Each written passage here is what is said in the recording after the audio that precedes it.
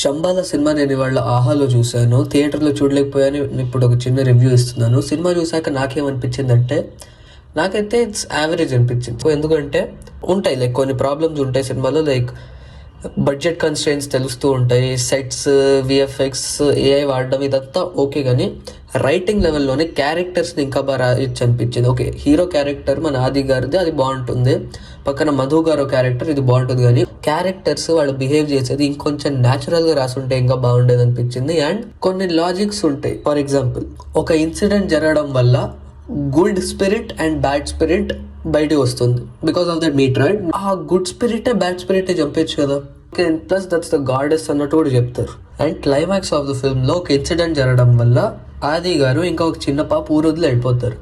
ఊరు వదిలి వెళ్ళిపోతే ఆ ఊరుకున్న ప్రాబ్లం అంతా సాల్వ్ అయిపోతుంది. వాళ్ళు నో ఇక్కడికి ఆ సైంటిస్ట్ కదా, సారీ ఆది గారు వచ్చినప్పటి నుంచే ఇదంతా జరుగుతుంది, లెట్స్ గో అని చెప్తారు. అరే వెళ్ళిపోతే మంచిదే కదా, మీరు ఎందుకు అటాక్ చేస్తున్నారు నాకు ఇంకా అర్థం కాల. ఇలా లాజికలీ ఇంకా ఉన్నాయి కొన్ని.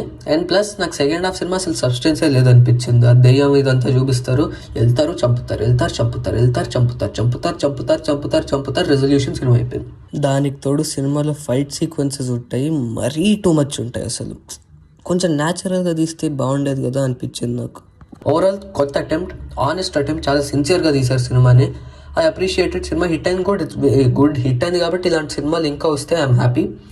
మంచిగా రావాలి. ఇక్కడ ఫ్లాస్ ఉన్నాయి, ఇలాంటి టైప్ సినిమాలే దీనికన్నా బెటర్ వస్తే I'll be very happy. Cinema అయితే ఓవరాల్ నాకు యావరేజ్ అనిపించింది. Decent first half, below average second half.